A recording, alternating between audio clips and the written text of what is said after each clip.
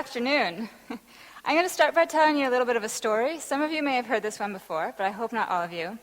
A businessman was visiting a fishing village in the South Pacific when he came up across a small boat with one fisherman inside. The boat was filled with beautiful fish, and he asked the fisherman how long it took him to catch those fish. The fisherman answered, just a little while. So the businessman asked him, well, what is it that you do with the rest of your time? To which the fisherman replied, well, I sleep in, I fish a little, I play with my children, take an afternoon nap with my wife, and then I go into town and I meet up with my friends where we drink rum and we play the guitar. I have a full and busy life.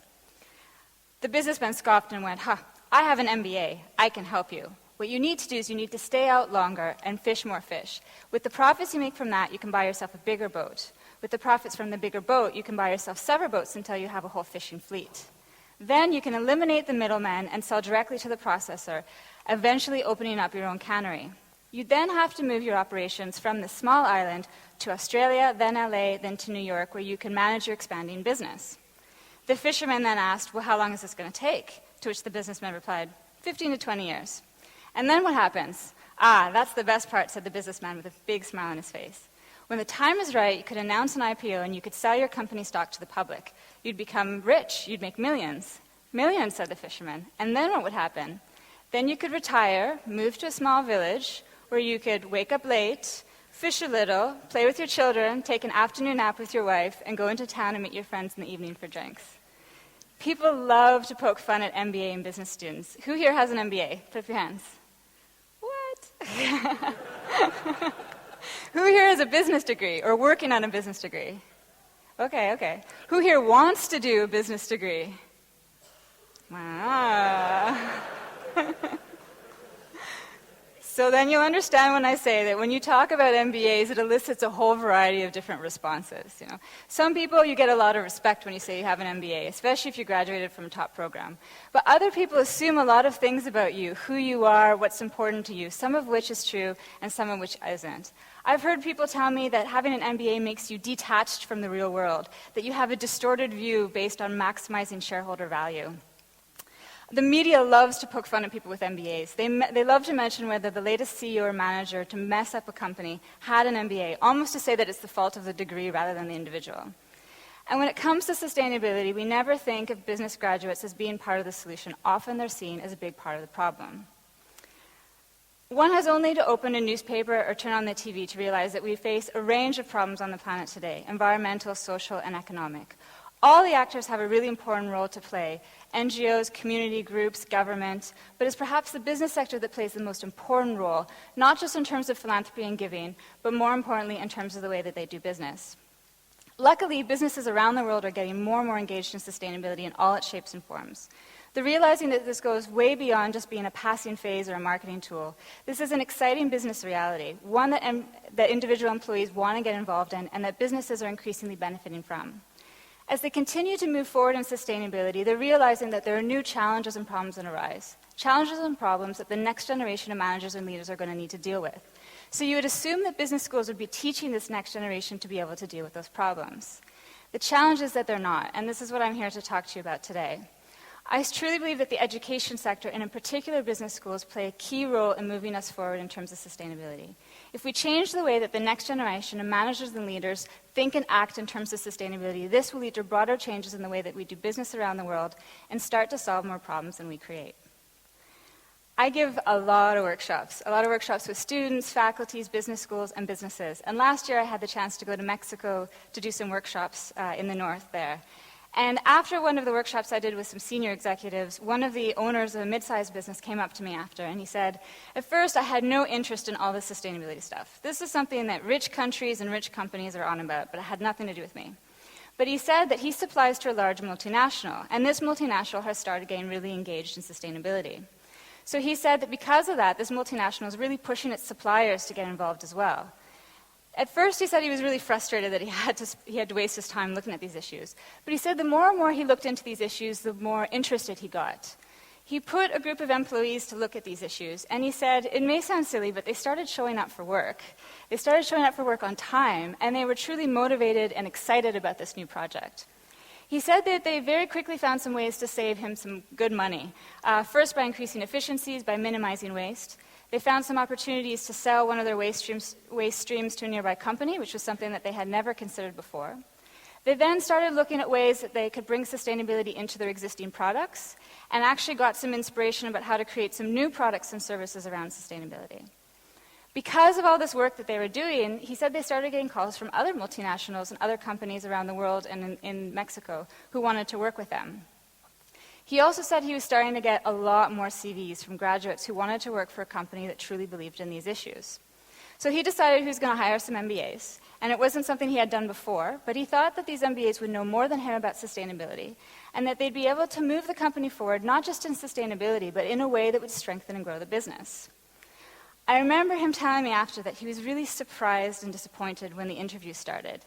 He said that the majority of the students that he interviewed only had a vague understanding of what sustainability was. Some of them told him that this wasn't about real business, and others had no idea what it was whatsoever. How is it that we're going to move the business sector forward in sustainability if the next generation of graduates don't understand what these issues are about? The problem is that the MBA, and indeed most business training programs, they fail to provide a deep understanding of what sustainability is. And they don't provide graduates with the ability to be able to embed sustainability into their jobs and careers.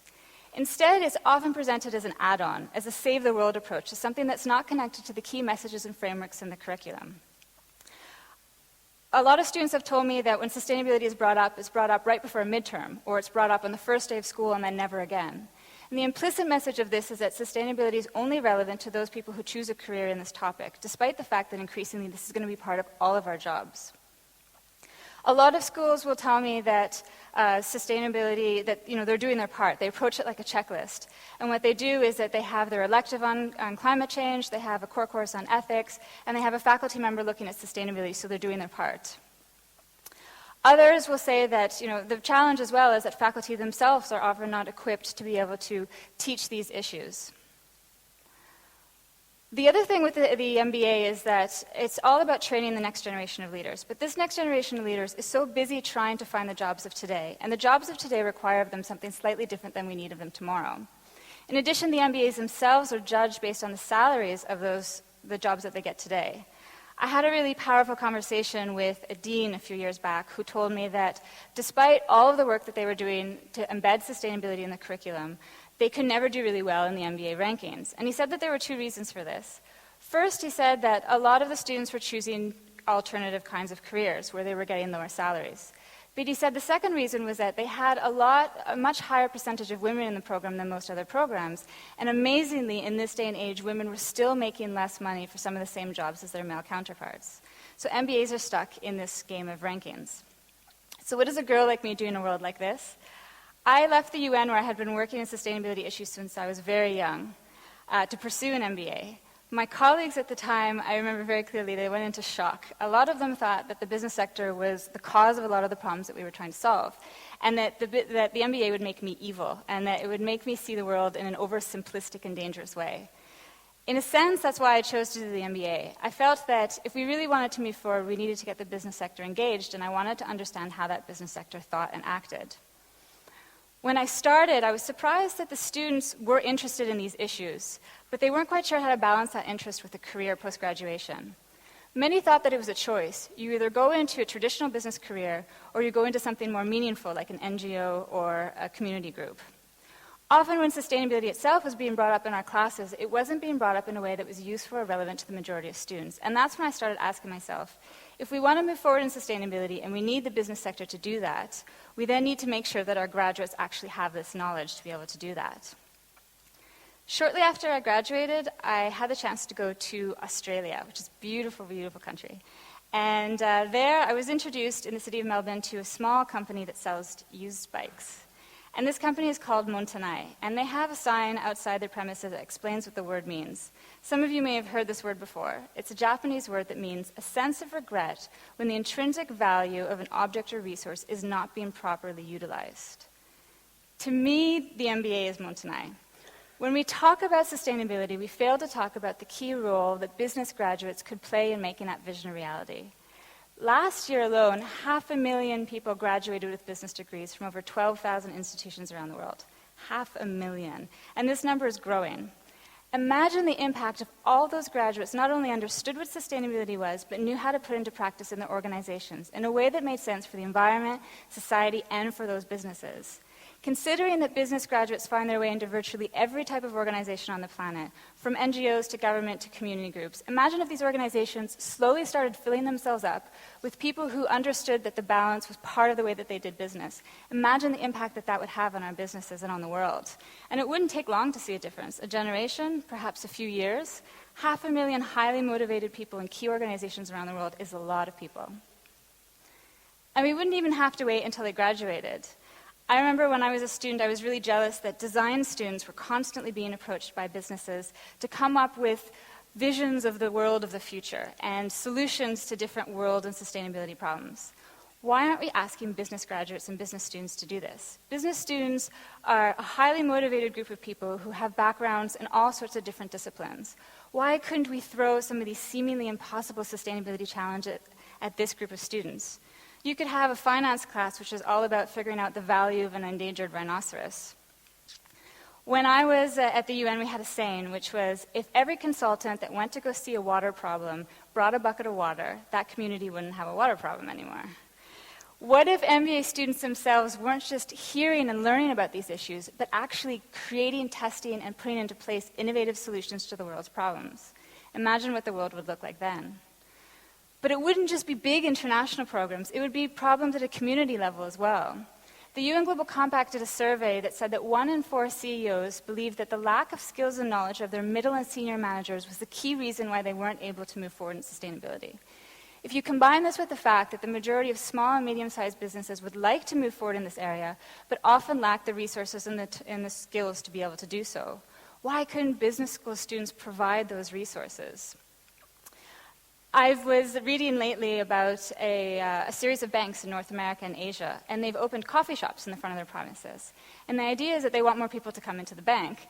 But what's interesting is the coffee shop has a range of short workshops and courses and one-on-one advice to teach people more about finance and make it more accessible.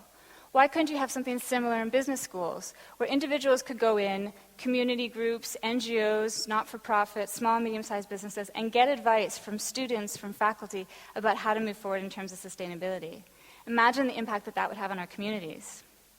And then you have this 500,000 students that have just gone through a degree program where they've helped us solve world problems, helped solve community challenges, and now they're able to go into any organization in the world and make changes from the inside out.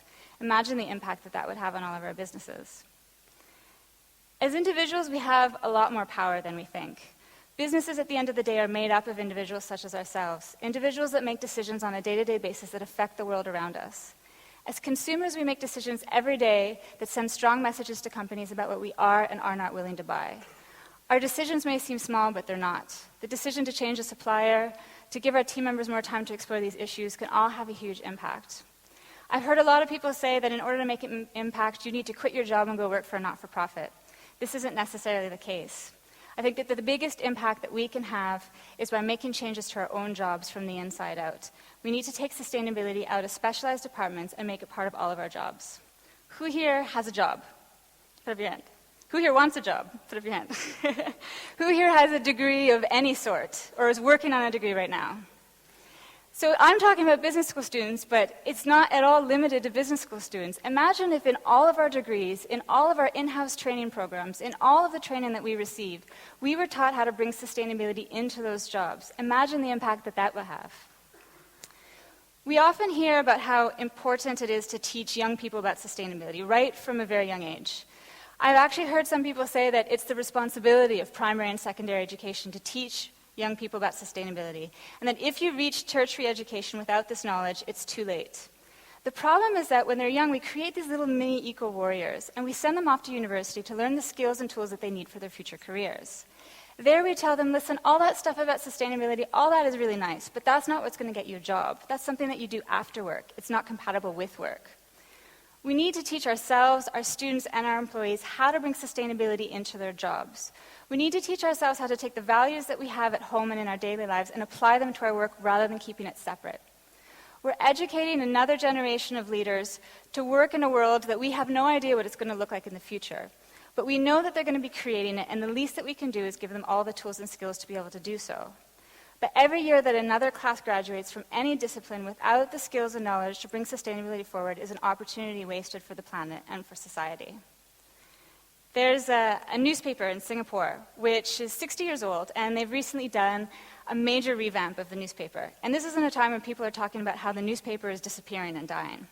So when the owner was asked why is it that they spent all this time and money into this project, he said, "It was because we expect to be around for the next 200 years." This is the kind of language that I'd like to hear from business schools and businesses. We need to create a generation that's able to maneuver the world as it is today, but can see where we need to go and to get us there. It's a simple idea, but one that I think could have a huge impact. And then when it comes to MBA programs themselves, I hope that in the future they're not going to be judged on post-MBA salary, but rather on the impact that their graduates have on the world around them. Thank you.